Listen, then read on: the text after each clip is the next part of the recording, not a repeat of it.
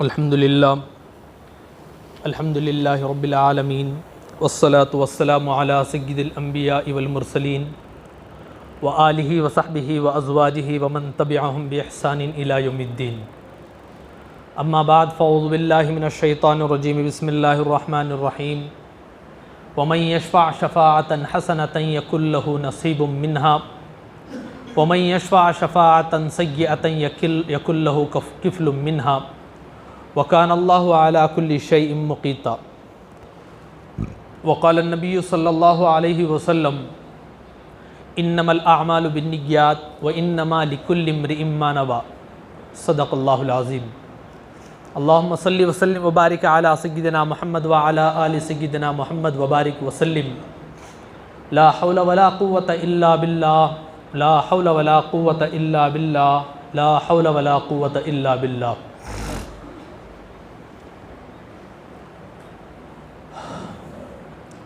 کس فکر میں غنچے زرد ہوئے، کس سوچ میں کلیاں سوکھ گئیں، آئین گلستان کیا ہوگا، آئین بہاراں کیا ہوگا۔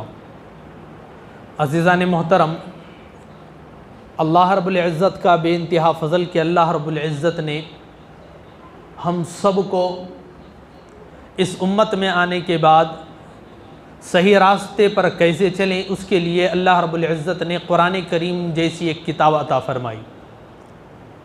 قرآن کریم ایک گائیڈنگ بک ہے جس کے ذریعے سے دنیا کے اندر آنے والا ہر آدمی، چاہے دنیا کے کسی خطے میں آنے والا ہو، شہر میں یا قصبے میں آنے والا ہو یا بڑے ملک کے اندر آنے والا ہو، چاہے کسی بھی زبان کا بولنے والا ہو یا کسی بھی رنگ کا رہنے والا ہو، کسی قد و قامت کا رہنے والا ہو، غریب ہو یا امیر ہو، ہر آدمی کے لیے اللہ رب العزت نے قرآن کریم کے اندر راستہ رکھا ہے، اور اس راستے کو عملی طور پر اس زندگی کو جی کر دکھانے کے لیے اللہ رب العزت نے حضرت محمد الرسول اللہ صلی اللہ علیہ وسلم کو اس امت میں بھیجا اور آپ کے طریقے سے بتایا کہ کس طریقے کے ذریعے سے انسان اپنے مقصود کو پہنچ سکتا ہے۔ زندگی کا کوئی بھی مسئلہ ہو، چونکہ انسان جب دنیا کے اندر آیا ہوا ہے تو انسان پر کئی ادوار آتے ہیں، کئی زمانے آتے ہیں، کئی حالات آتے ہیں۔ ان حالات میں آدمی کس طریقے سے زندگی گزارے، وہ کون سا طریقہ ہے جس طریقے کے اندر آدمی صحیح راستے کو پہنچے گا، تو اس کے لیے اللہ رب العزت نے اس قرآن کریم کو اتارا، اور اس قرآن کریم کو اتارنے کے بعد اس کے اندر اللہ رب العزت نے ایک فیصلہ بھی سنا دیا کہ جو آدمی قرآن کریم کو پکڑ کر اس راستے پر چلتا ہے، حضور کی سنت کو دیکھ کر اس کے طریقے پر جو آدمی چلتا ہے، تو اس کا حشر کیا ہوگا۔ اللہ رب العزت قرآن کریم کی ایک آیت میں ارشاد فرماتے ہیں، قرآن کریم ایک ایسی کتاب ہے جس کو گائیڈنگ بنا کر جو آدمی چلتا ہے، یہدی بہ کثیرا، بہت سارے آدمی ہدایت یافتہ ہو جاتے ہیں، اور جو آدمی یہ سمجھتا ہے کہ یہ جو میرا مسئلہ ہے یہ حضور کے زمانے میں چونکہ نہیں تھا، اس لیے مجھے قرآن سے تلاش کرنے کی ضرورت نہیں، حضور کی سنت سے تلاش کرنے کی ضرورت نہیں، میں اپنی ذہن کو فالو کروں گا، اپنے طور طریقے کو دیکھوں گا، دنیاوی احوال کو دیکھ کر میں گائیڈنگ کرتا ہوا چلا جاؤں گا۔ تو اللہ فرماتے ہیں جو آدمی قرآن کے طریقوں کو چھوڑتا ہے، جو آدمی مسلمان کے طریقے کو چھوڑتا ہے، جو آدمی مومنین کے طریقے سے ہٹتا ہے، وَمَن يَتَّبِعْ غَيْرَ سَبِيلِ الْمُؤْمِنِينَ، جو آدمی مومنین کے راستے سے ہٹتا ہے، مومنین کا طریقہ قرآن کا فالوور بننا، مومنین کا طریقہ نبی کا فالوور بننا، جب آدمی نبی کے فالوور بننے سے ہٹتا ہے کسی مسئلے میں، تو اللہ فرماتے ہیں تو وہ آدمی کا حشر کیا ہوگا۔ اللہ رب العزت قرآن میں فرماتے ہیں کہ وَيُذِلُّ بِهِ كَثِيرًا، جو آدمی قرآن کو چھوڑتا ہے تو اس سے قرآن کو چھوڑنے سے کئی افراد ہیں جو گمراہی کے راستے پر چلے جاتے ہیں۔ تو قرآن ایک وہ راستہ ہے جس کے اندر اللہ رب العزت نے قیامت تک آنے والے ہر مسئلے کا حل اللہ رب العزت نے رکھا ہے۔ بس فرق اتنا ہے کہ ہماری نگاہیں اس کے اوپر نہیں جاتی کہ اللہ رب العزت نے کہاں کون سے مسئلے کا حل رکھا ہوا ہے۔ اس مسئلے کے حل کو دیکھنے کے لیے قرآن کو سمجھنے والی جو جماعت ہے، اس جماعت کی رہبری کی ہماری ضرورت ہوتی ہے۔ اللہ رب العزت علماء کرام کو قرآن کریم کا تھوڑا سا علم دینے کے لیے، علم ایک ایسی چیز ہے جس کو جب آدمی پورا وقت دیتا ہے تو اپنا ذرہ حصہ اٹھا کر علم اس آدمی کو دیتا ہے۔ کسی آدمی نے پوری زندگی اگر علم کے لیے وقف کر دی تو اس کے باوجود اس آدمی کے پاس دین کا مکمل علم نہیں ہو سکتا، کیونکہ علم کو جب آدمی پورا دیتا ہے تو علم اپنا ذرہ اٹھا کر دیتا ہے۔ آپ سوئی کو اٹھاؤ اور سمندر کے اندر ڈبا کر اٹھاؤ تو سوئی کے ناکھے کے اندر جتنا پانی ہوتا ہے، جب آدمی پوری زندگی دے تو اتنا ناکھے کے برابر علم اپنا حصہ اٹھا کر کسی آدمی کو پیش کر سکتا ہے۔ تو اتنا علم قرآن کے اندر بھرا ہوا ہے، جب اتنا علم قرآن کے اندر بھرا ہوا ہے تب جب آدمی غور کرتا ہے تو اللہ رب العزت وقتاً فوقتاً کسی نہ کسی عالم کے ذریعے سے ان باتوں کو اٹھا کر رکھتا ہے کہ قرآن کے اندر کیا کیا چیزیں موجود ہیں۔ الحمدللہ اس وقت کے جو حالات اس وقت دنیا کے اندر چل رہے ہیں، یا یوں کہیں کہ جو ہمارے کرناٹک کے اندر جو حالات آنے والے ہیں، ووٹنگ کا مسئلہ ہے، اس مسئلے کو اگر ہم قرآن سے تلاش کرنا چاہیں، کیا قرآن کے اندر ووٹ کا ذکر ہے؟ کیا قرآن سے ہمیں ووٹنگ کا مسئلہ حل ہو سکتا ہے کہ ووٹ ڈالے نہ ہے یا نہیں ڈالنا ہے، ووٹ کس کو کہا جاتا ہے، اور اسی طریقے سے ووٹ کس آدمی کو ڈالا جائے، اور اسی طریقے سے ووٹ نہ ڈالیں تو کیا گناہ ہو سکتا ہے؟ ان مسائل کو اگر آدمی تھوڑا سا قرآن کے اندر غور کرے تو یہ پتہ چلتا ہے کہ اللہ رب العزت نے اس ووٹ کا تذکرہ قرآن کے اندر کیا ہوا ہے۔ ووٹ کے مسائل کا حل بھی اللہ رب العزت نے قرآن کے اندر دیا ہوا ہے۔ انشاءاللہ آج اسی مسئلے پر آپ حضرات کے سامنے میں بات کروں گا کہ ووٹ کے سلسلے میں اللہ رب العزت نے قرآن کریم کے اندر کیا بات بتائی رکھی ہے، اس لیے کہ لوگوں کی ذہنیت یہ ہے کہ ووٹ ایک ایسی چیز ہے جو قریب میں 100 سال کے بعد وجود میں آیا ہے، اور یہ حضور کے زمانے میں نہیں تھا۔ تو مطلب یہ ہے کہ حضور کے زمانے میں قرآن کے ذریعے سے ہمیں ووٹ کا کچھ نہیں مل سکتا۔ چلو ہم اپنی پارٹی بناتے ہیں، اپنے دوستوں کے اندر فیصلہ کرتے ہیں اور فیصلہ کر کسی نہ کسی کو ووٹ دے دیتے ہیں، لیکن اللہ فرماتے ہیں کہ تمہیں ادھر ادھر بھٹکنے کی ضرورت نہیں ہے، میں نے تمہارے لیے قرآن دے رکھا ہے، اس قرآن کو دیکھ لو۔ قرآن کے اندر ہر مسئلے کا اللہ نے حل رکھا ہوا ہے۔ اسی لیے حضور اکرم صلی اللہ علیہ وسلم کے جب انتقال کا وقت تھا، حضور کے اس دنیا سے جانے کا وقت تھا، تو صحابہ حضور کے پاس جمع تھے، تو اس وقت حضور فرما رہے تھے کہ 3 چیزوں کے بارے میں حضور فرما رہے تھے، 3 چیزوں کے بارے میں حضور فرما رہے تھے، یا یوں کہو کہ اجمالی طور پر 2 باتیں حضور فرما رہے تھے۔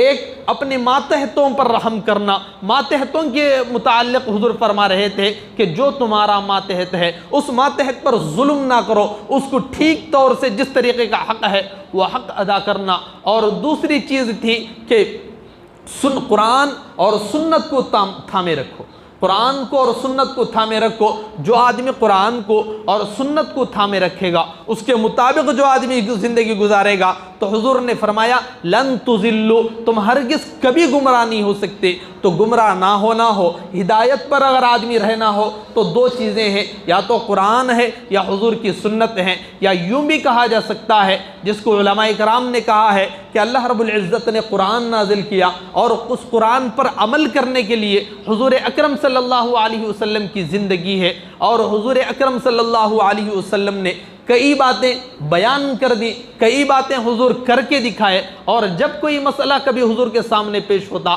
تو حضور دیکھتے کہ یہ مسئلہ تو ٹھیک ہے تو حضور اس پر خاموش رہ جاتے، کیونکہ ایک نبی کی شان یہ ہے کہ جب کوئی غلط کام ہو تو نبی برداشت نہیں کر سکتا۔ سامنے غلط کام ہو رہا ہو، نبی کی برداشت نہیں ہو سکتی۔ اگر نبی کسی مسئلے پر خاموش ہے تو مطلب یہ ہے کہ وہ کام صحیح ہو سکتا ہے۔ تو اس طریقے سے حضور کی زندگی سے ہمیں باتیں ملتی ہیں۔ تو یہ حضور کی سنتیں، جن سنتوں پر ہمیں چلنے کی ضرورت ہے۔ اب ووٹنگ کے مسئلے کو اگر قرآن کے اندر دیکھیں تو کیا بات ملتی ہے؟ قرآن کریم کے اندر اگر دیکھا جائے تو کئی آیتیں قرآن کریم کے اندر ووٹنگ کے سلسلے میں ملتی ہے۔ سب سے پہلے تو میں آپ کو یہ بتا دوں کہ ووٹ کسے کہتے ہیں۔ یہ اس لفظ کو سمجھنا ضروری ہے کہ ووٹ کسے کہتے ہیں۔ ایک ووٹ انگریزی لفظ ہے جس کے علماء کرام نے اردو میں 3 مطالب بتائے۔ 3 لفظ ایسے ہیں جن لفظ سے ووٹ کی ایک مطلب اس سے معلوم ہوتا ہے۔ نمبر 1 شفاعت، نمبر 2 سفارش، نمبر 3 وکالت۔ ووٹ کہتے ہیں شفاعت کو، سفارش کو، وکالت کو۔ شفاعت کسے کہتے ہیں؟ کہ آدمی کسی چیز کی گواہی دے اسے کہتے ہیں شفاعت۔ آدمی گواہی دے رہا ہے، مثال کے طور پر کسی آدمی کو ووٹ ڈال رہا ہے تو وہ آدمی گواہی دیتا ہے کہ میں جس کو ووٹ ڈال رہا ہوں وہ یقیناً اچھا آدمی ہے، یہ گواہی اس سے بن رہی ہے۔ دوسری چیز سفارش، لوگوں کو وہ اپنا میسیج دیتا ہے کہ میں جس کو ووٹ ڈال رہا ہوں وہ اچھا آدمی ہے، اس لیے میں اس کو ووٹ ڈال رہا ہوں، آپ بھی اسی کو ووٹ ڈالو۔ یہ دو چیزیں ہو گئے۔ اور تیسری چیز وکالت ہے، یعنی کہ جو آدمی کھڑا ہوا ہے اس کا وکیل بنا ہوا ہے کہ اس کو ووٹ ڈالنے سے آدمی کا فائدہ ہوگا، کبھی اس کا برا نہیں ہو سکتا، وہ قوم کے لیے خدمت ہی کرے گا، اس کی وکالت آدمی کر رہا ہے۔ یہ تو جو تین چیزیں ہیں اس کو کہا جاتا ہے ووٹ۔ آدمی ووٹ دیتا ہے تو یہ تین چیزیں، تین مطالب اس کے اندر آتے ہیں۔ قرآن کریم کے اندر دیکھا جائے تو سورہ نساء کے اندر ایک آیت ہے، اس آیت میں اللہ رب العزت فرماتے ہیں وَمَن يَشْفَعْ شَفَاعَةً حَسَنَةً، جو آدمی سچے طور سے، اچھے طور سے جو آدمی کسی کی گواہی دیتا ہے يَكُن لَهُ نَصِيبٌ مِّنْهَا، تو صحیح گواہی دینے کا بدلہ اللہ رب العزت اس کو عطا کرتے ہیں۔ وَمَن يَشْفَعْ شَفَاعَةً سَيِّئَةً، اور جو کوئی آدمی غلط طریقے سے کسی کی سفارش کرتا ہے، کسی کو ووٹ ڈالتا ہے، تو کیا ہوگا؟ اللہ فرماتے ہیں يَكُن لَهُ كِفْلٌ مِّنْهَا، تو اس کے غلط ہونے کی وجہ سے اس آدمی کو بدلہ مل کر رہتا ہے۔ وَكَانَ اللَّهُ عَلَى كُلِّ شَيْءٍ مُقِيتًا، تو اس آیت کے اندر اللہ رب العزت بتا رہے ہیں کہ جب آدمی ووٹ ڈال رہا ہے، سفارش کر رہا ہے، امانتاً آدمی کسی کو کہتا ہے کہ یہ آدمی سچا ہے، تو اس سے متعلق کیا ہونا چاہیے، اس پر میں آپ کو بتاؤں۔ سب سے پہلے 4 سوالات آپ اپنے ذہن میں رکھیں، انشاءاللہ ان 4 سوالات کے اوپر میں آپ کو آج بتاؤں گا کہ وہ 4 سوالات اگر آپ کے ذہن میں ہو تو اس کا جواب بھی ملے گا، اور ہم لوگوں کو قرآن اور حدیث کے ذریعے سے ایک مسئلے کا حل ملے گا۔ 4 سوالات کیا ہیں؟ نمبر 1، ووٹ کسے کہتے ہیں؟ نمبر 2، ووٹ کسے ڈالنا ہے؟ نمبر 3، ووٹ کیوں ڈالنا ہے؟ نمبر 4، ووٹ نہ ڈالنے کا گناہ کیا ہوگا؟ یہ 4 چیزیں آپ ذہن میں رکھیں۔ نمبر 1، ووٹ کسے کہتے ہیں؟ نمبر 2، ووٹ کسے ڈالنا ہے؟ نمبر 3، ووٹ کیوں ڈالنا ہے؟ اور نمبر 4 ہے ووٹ نہ ڈالنے کا انجام کیا ہوگا؟ یہ 4 باتیں اگر ذہن میں رہیں تو انشاءاللہ جواب کے طور سے سننے اور اس کو ذہن میں بٹھانے کے اندر انشاءاللہ آسانی ہوگی۔ تو ووٹ کسے کہتے ہیں؟ میں نے بتایا کہ ووٹ 3 چیزوں کو کہتے ہیں، سفارش کو، شفاعت کو، وکالت کو، اس کو ووٹ کہتے ہیں، اور اس کا تینوں کا تذکرہ قرآن کریم کے اندر اور احادیث نبویہ کے اندر موجود ہے۔ تو ووٹ کہتے ہیں شفاعت کرنا، سفارش کرنا، اور کسی کا وکیل بن کر وکالت کرنا، تو ان 3 چیزوں کو ووٹ کہتے ہیں۔ اب سوال نمبر 2 رہے گا کہ ووٹ کس آدمی کو ڈالا جائے؟ کس آدمی کو ووٹ ڈالا جائے؟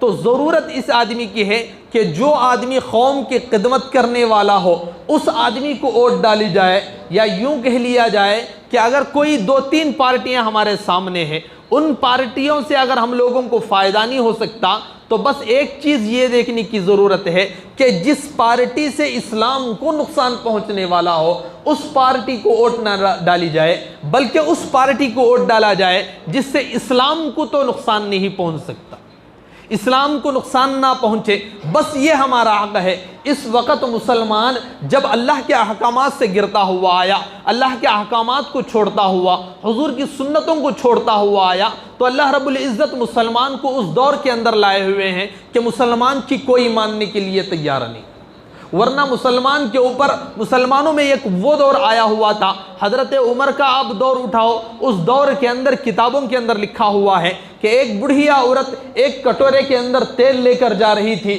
ہوا آئی اور وہ تیل نیچے گر گیا، وہ بڑھیا حضرت عمر کے پاس آئی اور آ کر عرض کرنے لگی کہ میرے پاس پیسہ نہیں ہے، جتنا تھا میں تیل لے کر جا رہی تھی، ہوا کے ذریعے سے تیل نیچے گر گیا۔ حضرت عمر ایک کاغذ منگائے اور ایک چٹی لکھا اور اس کو مروڑ کر کہا کہ اس چٹی کو لے کر جاؤ اور جہاں تمہارا تیل گرا ہوا ہے وہاں پر اس چٹی کو ڈال دینا۔ وہ عورت گئی اور جا کر وہاں پر چٹی ڈالی تو تھوڑی ہی دیر کے اندر زمین سے تیل اڑ کر آیا اور وہ عورت کٹورا پکڑ لی اور وہ تیل اس کے پاس میں آ گیا۔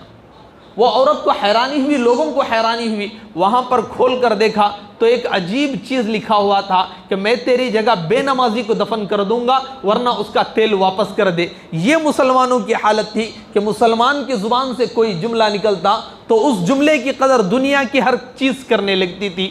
لیکن آج کا دور یہ ہے کہ مسلمان کو آج گھٹیا آدمی سمجھا جا رہا ہے، 2 نمبر کا شہری مسلمان کو سمجھا جا رہا ہے۔ حالات سے واقفیت ہونے کی ضرورت ہے۔ مسلمان کو اللہ رب العزت نے عزت کی زندگی دے رکھی ہے۔ پہلے صحابہ کی زندگی کو آپ اٹھا کر دیکھو، صحابہ کی کیا زندگی تھی، جنہیں کوئی اپنے پاس بلانے کے لیے تیار نہیں تھا، جن کو گھٹیا سمجھا جا رہا تھا، کوئی ان کو عزت دینے کے لیے تیار نہیں ہوتا۔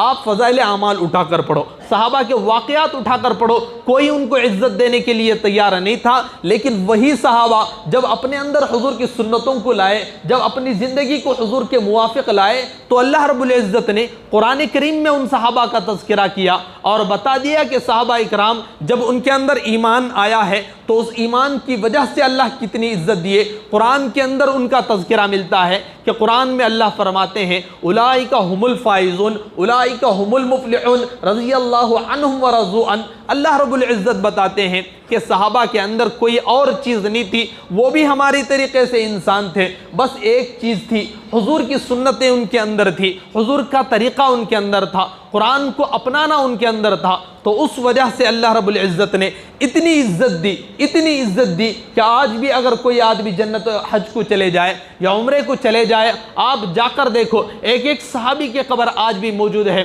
کوئی آدمی وہاں پر جانا چاہے تو وہاں پر جانے سے آپ کو روکا جائے گا کہ وہاں کی کوئی چیز نہیں اٹھا سکتے، وہاں کو جا نہیں سکتے، وہ صحابہ کا قبریں ہیں، وہاں پر جانے سے کسی قبر پر اگر پیر پڑ جائے تو بہت بڑا گناہ ہو سکتا ہے، تو وہاں پر روکا جاتا ہے۔ آج بھی کوئی آدمی اگر کسی صحابی کا نام لیتا ہے جن کو آج ہم نے دیکھا نہیں ہے، ایک صحابی کو ہم نے دیکھا نہیں، لیکن اس کے باوجود جب ان کا تذکرہ ہوتا ہے، کسی صحابی کا نام لے تو اس سے پہلے اور بعد میں ان کے لیے عزت کے کلمات ادا کیے جاتے ہیں۔ سب سے پہلے حضرت کا لفظ لایا جاتا ہے اور ان کے نام کے آخر میں رضی اللہ عنہم ورضوا عنہ لایا جاتا ہے۔ یہ عزت اللہ رب العزت نے ان کے انتقال کے ہزاروں سال کے بعد بھی آج تک ان کا نام باقی رکھا ہے، جن کو ہم نے دیکھا نہیں ہے۔ صحابہ تو غریب تھے، لیکن اس کے باوجود، ان کی غریب ہونے کے باوجود، ان صحابہ اکرام کا نام کو اللہ نے باقی رکھا ہے، ان کو عزت دے رکھی ہے۔ لیکن اگر دوسرا رخ دیکھا جائے کہ حضور کے زمانے میں ہو یا ان سے پہلے زمانے کے اندر، کئی لوگ ایسے گزرے ہیں جن کے پاس مال بہت زیادہ تھا، لیکن مال ہونے کے باوجود ان کی آج جب نام لیا جاتا ہے تو عزت کے ساتھ نہیں بلکہ ذلت کے ساتھ لیا جاتا ہے۔ یہ ایک مثال سے یوں سمجھا جائے کہ اگر کسی کے گھر میں کوئی بچہ پیدا ہو جائے، آدمی اگر اپنے بچے کی زندگی سدھارنا چاہے تو آدمی کسی مولوی کے پاس جاتا ہے اور کہتا ہے حضرت میرے بچے کے لیے ایک نام بتاؤ جو صحابہ کے طریقے پر ہو۔ کبھی یہ نہیں کہتا کہ کیا میں اپنے بچے کو ابو جہل کا نام رکھوں، کیا میں اپنے بچے کو فرعون کا نام رکھ سکتا ہوں، کیا میں اپنے بچے کو شداد کا نام رکھ سکتا ہوں۔ سارے کے سارے مالدار تھے، ٹاپ لیول کے اس زمانے کے آدمی تھے، لیکن انہوں نے حضور کی سنتوں کو اپنے اندر نہیں لایا تھا۔ تو اس لیے اللہ رب العزت نے ان کو مالدار ہونے کے باوجود، اس وقت کے ٹاپ لیول پر ہونے کے باوجود، اللہ رب العزت ان کو گرا دیا۔ اور صحابہ کے اندر جب صحیح طریقہ آیا ہے تو اس طریقے کی وجہ سے اللہ رب العزت نے آج بھی ان کی عزت باقی رکھی ہے۔ آج بھی کوئی آدمی چاہتا ہے کہ میں صحابہ کے طریقے سے اپنا نام رکھوں، اپنے بچوں کا نام رکھوں۔ یہ عزت ہے۔ جب آدمی صحیح ہوتا ہے تو اس صحیح ہونے کی وجہ سے آدمی کو یہ اللہ رب العزت عطا کرتے ہیں۔ تو مطلب یہ ہوا کہ جب آدمی صحیح ہو تو اس کی صحت پر آدمی کا کلام ہوتا ہے۔ آدمی کی ضرورت ہے کہ حضور کے طریقے کو فالو کیا جائے۔ حضور اکرم صلی اللہ علیہ وسلم اس زمانے کے اندر جتنے لوگوں کو امیر بنا کر بھیجا کرتے تھے، جتنے صحابہ کو بھیجا کرتے تھے، مثال کے طور پر حضرت معاویہ رضی اللہ تعالی عنہ، ان کو کوفہ کی جانب حضرت حضور اکرم صلی اللہ علیہ وسلم امیر بنا کر بھیجے۔ وہاں کا گورنر جب بنا کر بھیج رہے تھے تو حضرت یہ معاویہ رضی اللہ تعالیٰ عنہ کئی ساری نصیحتیں کر کر آپ کو بھیجے۔ تو اس وقت کہا کہ سب کے ساتھ انصاف کا معاملہ قائم رکھنا۔ حضور اکرم صلی اللہ علیہ وسلم بتا رہے تھے کہ انصاف کے ساتھ چلنے کے لیے کہو۔ مسلمان، میں عرض یہ کر رہا تھا کہ مسلمان یہ ایک میجارٹی والی قوم تھی، لیکن مسلمان جب حضور کی سنتوں سے علیحدہ ہوئی، حضور کے طریقے کو چھوڑنے لگی، آج مسلمانوں کی حالت میں آپ کو بتاؤں کہ مسلمان کا اگر لباس دیکھا جائے تو اکثر مسلمان ایسے ملیں گے جن کا نہ لباس حضور کا ہے، نہ طریقہ حضور کا ہے، نہ حضور کے طریقے سے بول آتے ہیں، نہ حضور کے طریقے سے کام آتے ہیں، نہ ماں باپ کے ساتھ رہنے کا طریقہ نہ ہمارا حضور کے طریقے سے ہے، نہ بچوں کے ساتھ پیش آنے کا طریقہ ہمارا طریقہ ہے، نہ بڑے بھائیوں کے ساتھ پیش آنے کا طریقہ ہمارا ہے۔ ہر طریقہ اگر کوئی ہمارا ہے تو انگریزوں کے طریقے پر ہے، اسی طریقے کو دیکھیں گے، وہی ٹی وی دیکھیں گے، وہاں پر جو طریقہ ملے گا اسی طریقے کو لے کر باپ کے ساتھ پیش آ رہا ہے آدمی۔ یہ جب حضور کے طریقے سے ہم گرتے چلے گئے، انگریز کے طریقے میں داخل ہوتے چلے گئے، تو اللہ رب العزت اتنی عزت سے گراتے ہوئے آج اتنا لایا ہوا ہے کہ آج مسلمانوں کی عزت نہیں، آج ہر جگہ مسلمانوں کی عزت نہیں ہے، کہیں بھی جاؤ مسلمانوں کو ذلت کی طرف لایا جا رہا ہے۔ وجہ یہ ہے کہ ہم نے اپنی عزت کو کھویا ہے، اس عزت کو بچانا ہے تو اسلام کو بچانے کی ضرورت ہے۔ اسلام پر آنچ آ رہی ہو تو اس آنچ کو بچانے کے لیے اپنے آپ کو قربان کرنے کی ضرورت ہے۔ جب آدمی اسلام کی حفاظت میں جائے گا اس وقت اللہ رب العزت عزت عطا کریں گے، اس وقت اللہ رب العزت مرنے کے باوجود ہماری قبروں کی عزت عطا کریں گے۔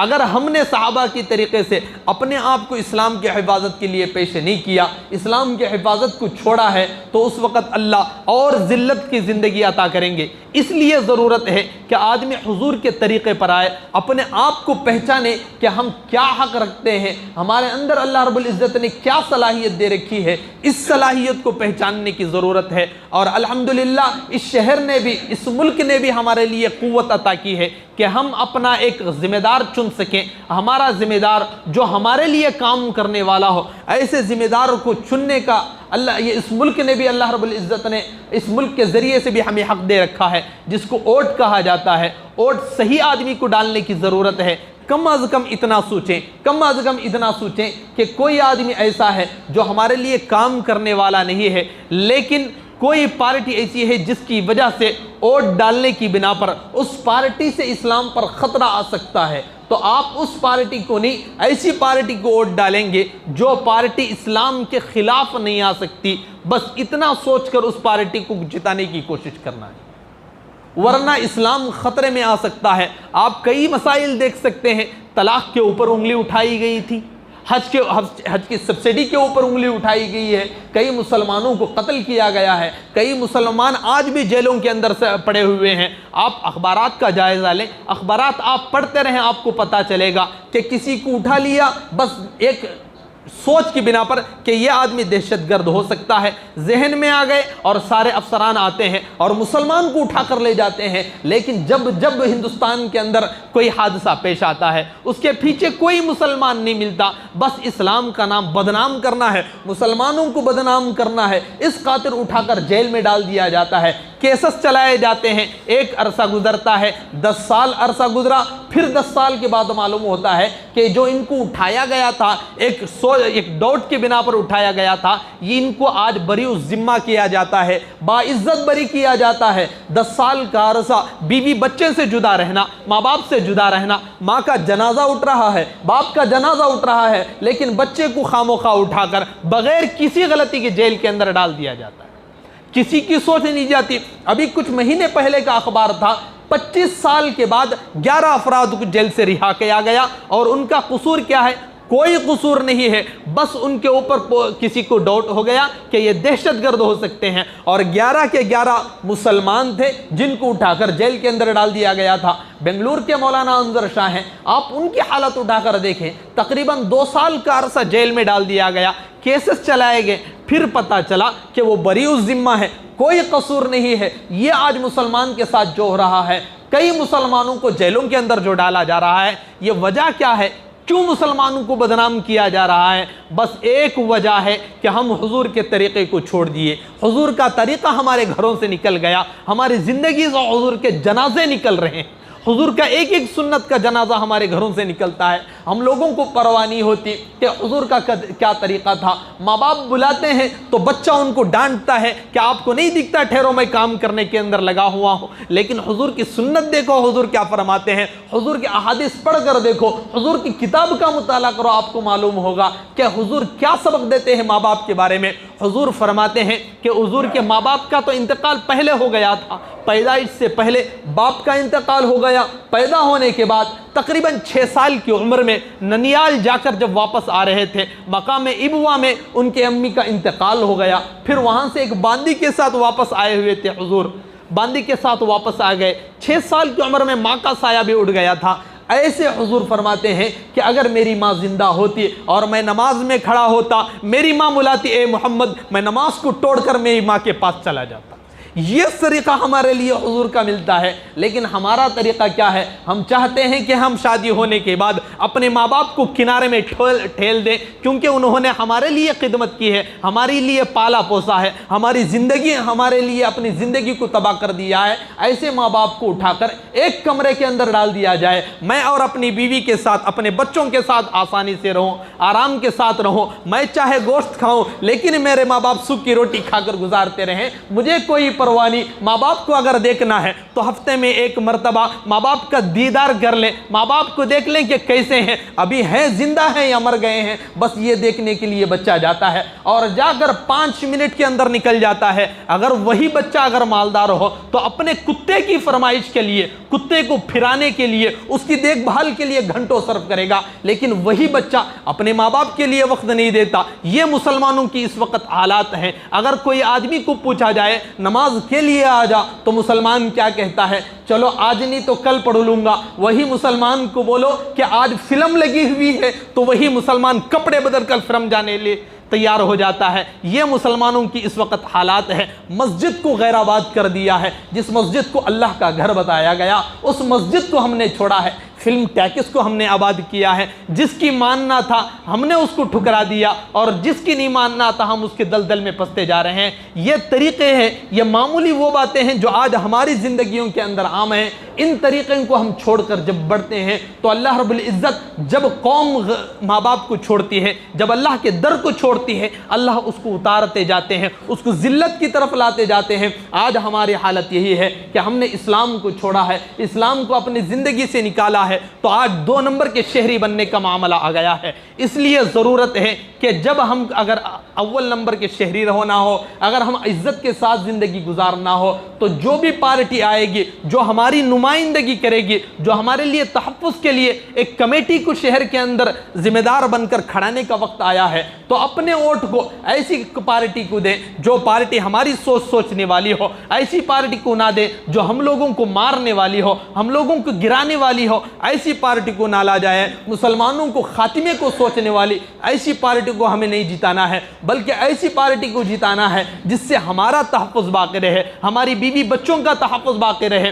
اگر کوئی آدمی ایسی پارٹی کو ووٹ دیتا ہے جس کے ذریعے سے مسلمانوں کو کچھ تکلیف ہوتی ہے، یا ایسے آپ شہر کے اندر مطالعہ کرو، یہاں سے چلے گئے آپ نیوز دیکھو، اخبارات کا مطالعہ کرو، آپ کو معلوم ہوگا کہ کس پارٹی کو ووٹ دینا ہے اور کس کو اپنا گواہ بنا کر کھڑا کرنا ہے، کس کی سفارش کرنا ہے۔ آپ اخبارات سے مطالعہ کرو، جہاں تک ہندوستان کے اندر جہاں جو بھی پارٹیاں ہوں، آپ اس شہر کا مطالعہ کرو، کس شہر کے اندر کیا فسادات ہو رہے ہیں، کس کی وجہ سے ہو رہے ہیں، آپ اس کا موازنہ کریں اور اس کے طریقے سے اپنے آپ کو بتائیں کہ کس پارٹی کو ووٹ دینا ہے۔ یہ سوچ کر ووٹ دینے کی ضرورت ہے۔ نمبر 3 سوال یہ تھا کہ ووٹ کیوں دینا ضروری ہے۔ نمبر 3 یہ سوال تھا، تو میں آپ کو بتاؤں کہ ووٹ دینا ہر آدمی پر واجب ہے۔ اس وقت ہر آدمی پر واجب ہے، ہر بالغ آدمی پر جس کی عمر 18 سال ہو گئی ہو، جس کو ووٹ کا حق دیا جاتا ہے۔ ویسے تو آدمی 15 سال پر بالغ ہوتا ہے، لیکن حکومت اگر کسی کو ووٹ کا حق ادا کرتی ہے تو وہ 18 سال کے بعد والے آدمی کو ادا کرتی ہے۔ خدا را خواستہ یہ سمجھ کر نہ بیٹھنا کہ میں بوڑھا ہوں، میں بوڑھی ہوں، میں نہیں جا سکتی، میں جا کر ووٹ نہیں ڈال سکتی، یہ سمجھ کر نہ بیٹھنا۔ اگر کوئی آدمی ووٹ ڈالنے سے پیچھے رہ جاتا ہے تو ہمارے ووٹوں کی وجہ سے اگر کوئی اور میجارٹی جیتتی ہے تو ہمارا ووٹ نہ ڈالنا، اس آدمی کے ایک ووٹ کی وجہ سے وہ کوئی غلط پارٹی جیت گئی تو اس کے اندر آدمی جس نے ووٹ نہیں ڈالا ہے وہ خود اس کے اندر شریک بنتا ہے اور اس کو گناہ ہوتا ہے۔ میں بات ایسے نہیں کہہ رہا ہوں بلکہ قرآنی آیت کے ذریعے سے میں آپ کو بات کہہ رہا ہوں. وَلَا تَكْتُمُ الشَّهَادَةَ قرآن کے اندر ہے وَلَا تَكْتُمُ الشَّهَادَةَ جو گواہی کو نہ چھپاؤ. وَمَن يَكْتُمْهَا جو آدمی اپنے گواہی کو چھپاتا ہے, جو اپنی سفارش کا حق تھا لیکن حق کو جو آدمی چھپاتا ہے, اللہ فرماتے ہیں فَإِنَّهُ آثِمٌ قَلْبُهُ تو اس آدمی کا دل بھی گنہگار ہو جاتا ہے.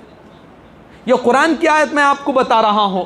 یہ قرآن کے اندر اللہ رب العزت جگہ جگہ ارشاد فرما رہے ہیں. ایسے تو قرآن کریم کے اندر اگر نکالا جائے تقریباً 50 کے قریب ایسی آیتیں ہیں جن آیتوں سے ہمیں اوٹ کی طرف رہبری ملتی ہے. کبھی انڈائریکٹ اور کبھی ڈائریکٹ اور کبھی انڈائریکٹ. ایسی آیتوں میں 50 کے قریب ایسی آیتیں ہیں 3 مسائل پر, سفارش پر, وکالت پر, شفاعت پر. ان آیتوں کا اگر تلاش کیا جائے 50 کے قریب ایسی آیتیں ہیں جس سے ہم لوگوں کو رہبری ملتی ہے. اس لیے ضرورت ہے کہ ہم لوگوں جب ووٹ ڈالنا ہے تو سوچ کر ڈالیں, اور اگر ووٹ نہیں ڈالیں گے تو اس کے نقصانات بھی ہو سکتے ہیں. کوئی اور جیت کر ہم لوگوں کو دبا سکتا ہے. اس لیے ضرورت ہے کہ اپنے حق کو پہچانیں. جو حق اللہ رب العزت نے ہمیں اس ملک کے ذریعے سے عطا کیا ہے اس حق کو پہچانیں اور اس حق کو ادا کرنے کی ضرورت ہے. اگر ہماری کوئی ماں بوڑھی ہے, ان کو جا نہیں سکتے تو ان کو آٹو میں لے کر جائیں, رکشہ میں لے کر جائیں یا کسی اور ذریعے سے لے کر جائیں. یہاں تک کہ ہماری سوچ تو یہ ہے کہ اگر کوئی اسپتال کے اندر ہے تو انہیں ڈسچارج کرا کر اسپتال سے لے کر جائے اور ووٹ ڈالنے کے بعد واپس لے جا کر اس آدمی کو ایڈمٹ کر دیا جائے.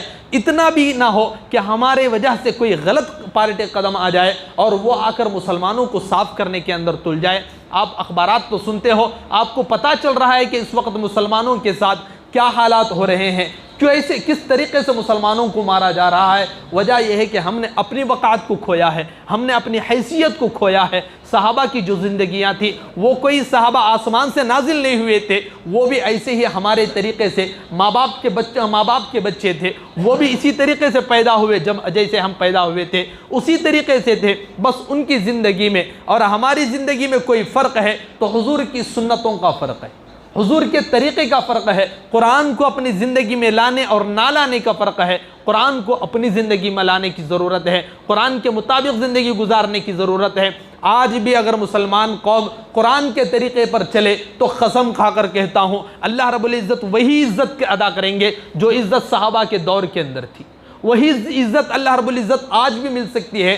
بس ضرورت ہے تو اپنے آپ کو قرآن کے طریقے سے رنگنے کی ضرورت ہے, اپنے آپ کو حضور کے طریقے پر لانے کی ضرورت ہے, صحابہ کے طرز پر لانے کی ضرورت ہے. اللہ رب العزت نے صحابہ اکرام رضی اللہ تعالیٰ عنہ کو ایمان عطا کیا ہے اور اس ایمان کو ہمارے اندر لانے کی ضرورت ہے. لیکن فرق اتنا ہے کہ صحابہ اکرام کے سامنے میں ایک حدیث آپ کے سامنے بتاتا چلو, مختصر انداز سے اس حدیث کو بتا دوں گا. ایک حدیث میں آتا ہے حضور اکرم صلی اللہ علیہ وسلم صحابہ کے درمیان بیٹھے ہوئے تھے اور حضور نے فرمایا میرے بھائیوں کے لیے خوشخبری ہو, میرے بھائیوں کے لیے خوشخبری ہو, میرے بھائیوں کے لیے خوشخبری ہو. تو صحابہ اکرام سامنے بیٹھے ہوئے تھے کہ حضور کے ذریعے سے ہمارے لیے خوشخبری آ رہی ہے. صحابہ کا دل خوش ہو گیا کہ حضور ہم اپنی زبان سے بھائیوں کو بھائی کہہ کر ہم لوگوں کو خوشخبری دے رہے.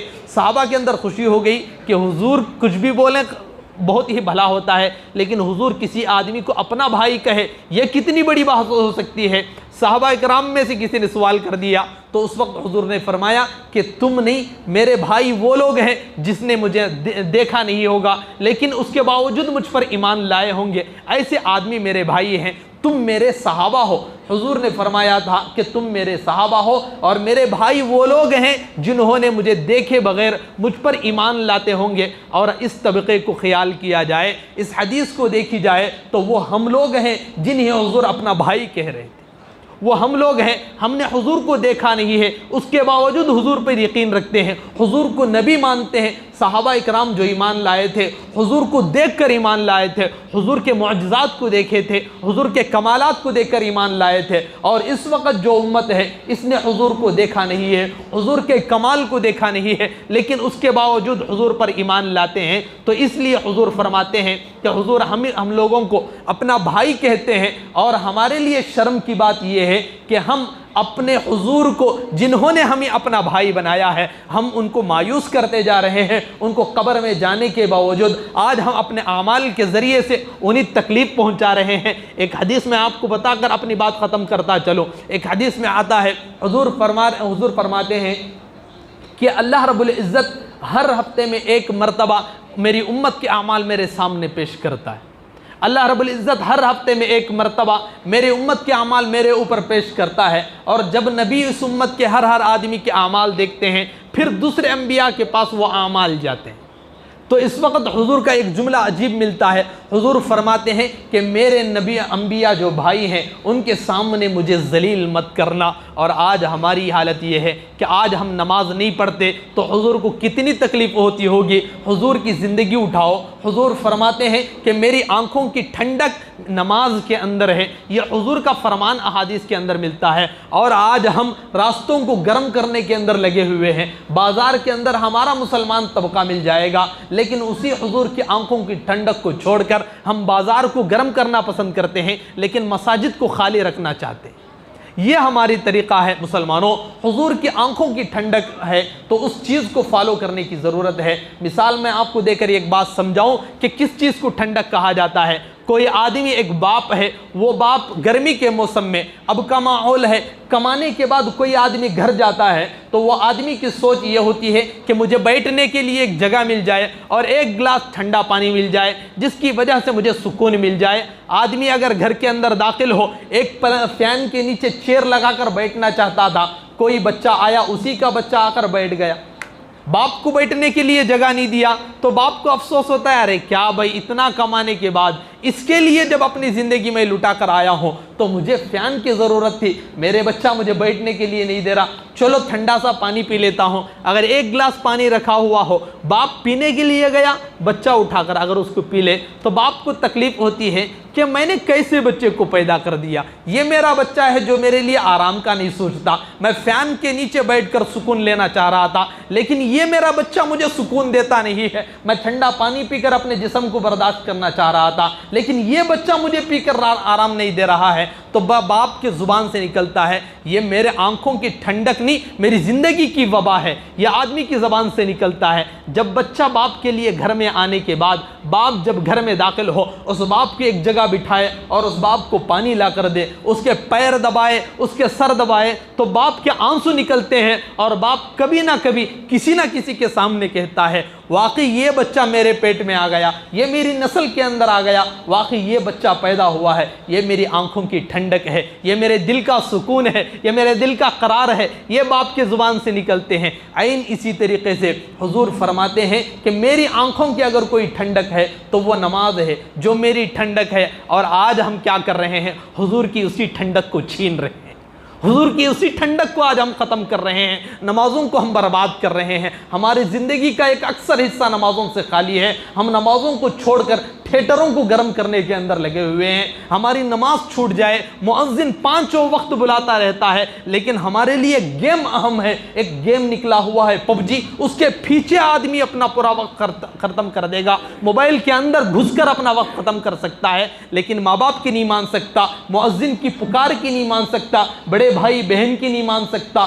ماں باپ اگر گولی کے لیے پکار رہے ہوں تو بچے کو وہ گیم اہم ہو جاتا ہے، ماں باپ اٹھا کر کھا لیں گے لیکن میں اگر مس ہو گیا تو میرا گیم چھوٹ جائے گا، پھر شروع سے کھیلنا پڑے گا، تو اپنی گیم کی خاطر ماں باپ کی بات کو رد کر دیتا ہے۔ یہ آج ہماری حالت آئی پڑی ہوئی ہے۔ مسلمانوں ایک بات یاد رکھنا، بڑے افراد ایک بات کہا کرتے تھے، جیسی کرنی ویسی بھرنی، نہ مانے تو کر کے دیکھ، جنت بھی ہے دوزخ بھی ہے، نہ مانے تو مر کے دیکھ، یہ بڑے افراد ہمارے کہا کرتے تھے۔ جب اگر ہم نے دنیا کے اندر اپنے ماں باپ کی بات نہیں مانتے، اپنے ماں باپ کی باتوں کو اگنور کرتے ہوئے چلے جاتے ہیں، ان کی باتوں کو ٹھکراتے ہوئے چلے جاتے ہیں تو ہمیں بھی بڑھاپا دیکھنا ہوتا ہے، ہم بھی ایک نہ ایک دن بڑھاپے میں آئیں گے تو اس وقت جو ہماری اولاد ہوگی یہی کام ہمارے ساتھ کر سکتی ہے، چاہے کتنی بھی آسائشوں کے ساتھ آپ پال کر رکھو، لیکن یہ دنیا ہے، یہاں پر ریٹرن مل کر رہتا ہے۔ یہ دنیا کے اندر کیا جانے والا کام ایک پچ بال کی طرح ہے، آپ پچ بال اٹھا کر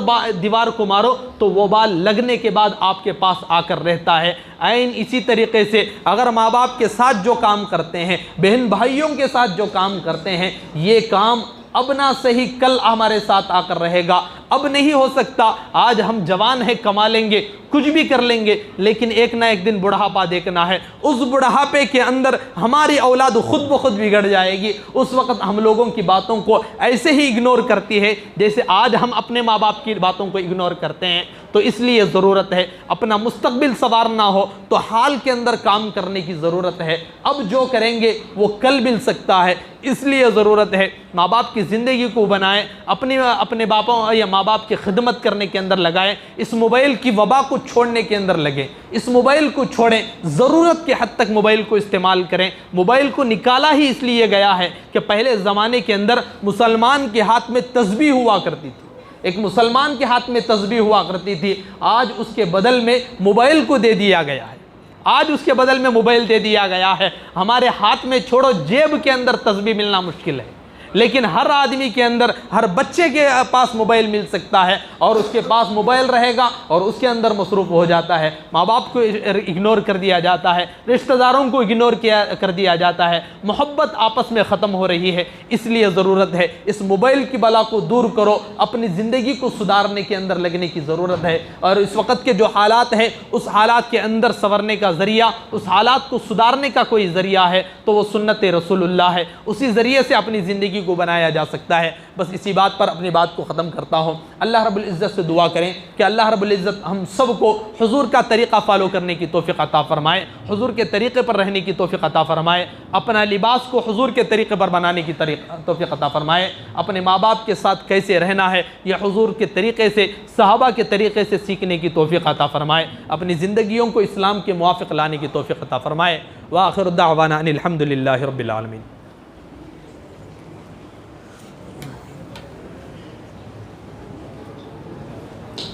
ہم نے کتنا بچے ہیں بتانا